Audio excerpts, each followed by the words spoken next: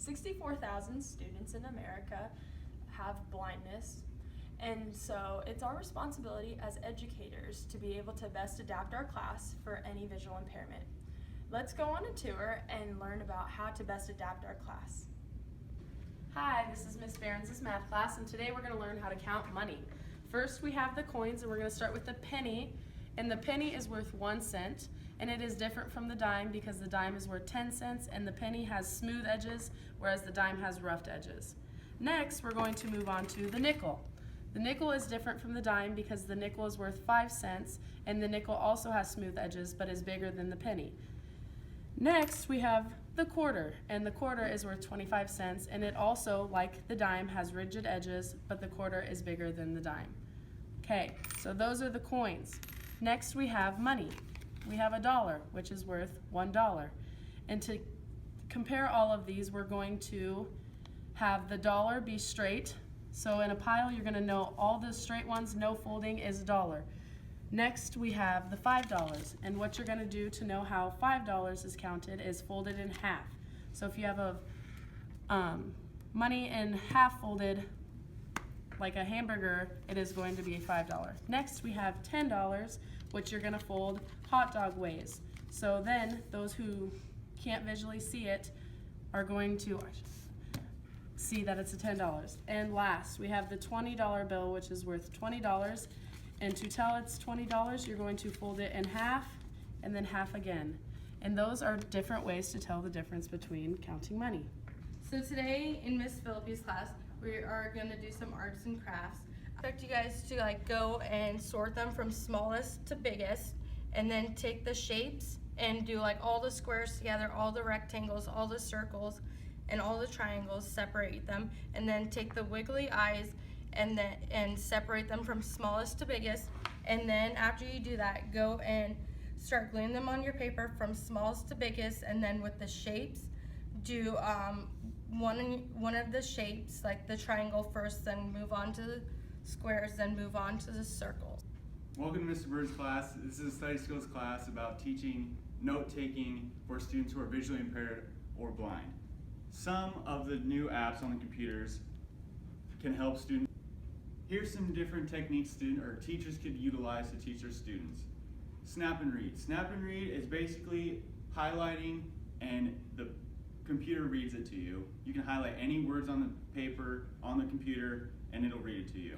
A scribe is a note-taking person who sits next to the student who's visually impaired or blind, or anybody for that matter, and takes notes for them. If your school cannot afford a scribe, there's different apps like Voice Note. You can talk in your computer to make the notes, and you can have raised line paper to take your notes by yourself. This is how you use your raised line paper. Put your hand right here and follow the lines as you write.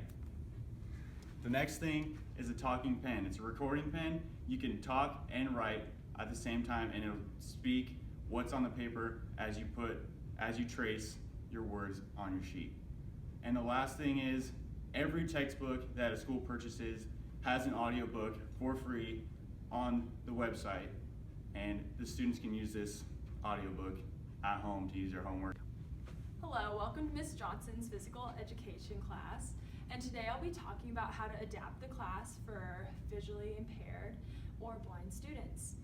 And there's a lot of different ways to adapt the class, but here are some of a few ways to help. So the first one is making sure that the students know their boundaries. So using a tactile board where they can feel the layout of the gym. So if you're going to be playing volleyball, making sure they know where those lines are at, using cones so they can see visually if they are visually impaired. Or if you're on a soccer field, knowing where the players are at so they can touch and feel. Another thing is showing the students on how to do the exercise or the activity. If they need to be able to throw a ball, physically showing them, like having their arm on yours and showing how to do the movement, because they aren't able to necessarily see it. And then also having a buddy, so a guide, pairing them up with a student, allowing them for more social interaction and being able to tag along because they aren't necessarily able to see. There's a couple different games that I found that I think my students would enjoy. So the first one is beep ball. And Another one is under the net volleyball. So the net would be lower, and you can also put a sheet over the net so then students are all at a similar advantage. And so the ball has bells in it once again, and they roll the ball underneath, and it works with the core movement, and it also, so the students that are blind, they can reach for it by hearing it. And if it gets past them, then that's a point for the other team. The last one that I found was just a simple running exercise. So if a student was trying to run, you could get them with a buddy. Make sure their buddy is faster than them, but they can use, the professionals use like a thing only like the size of this, but they can start off with like a shoelace, and it acts as a guide for them to pull around maybe the track or a soccer field. Another way is to just have like 2 poles and then a string across it, and you have like a ring around it to let them do sprints.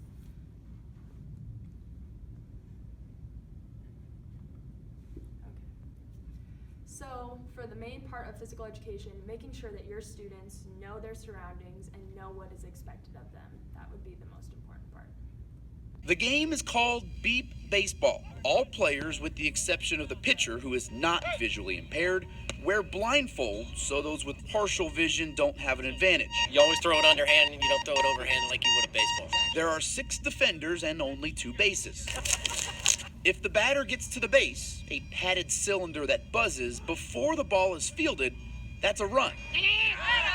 And unlike conventional baseball, batters try to hit pop-ups. You don't want to do any ground balls because those are going to get scooped up pretty quick. Sure, the game is a bit different, but if you ask the players, Thank you for taking your tour on our school today and learning the best way to adapt a classroom for those who are visually impaired or blind. Thank you. Have a good day.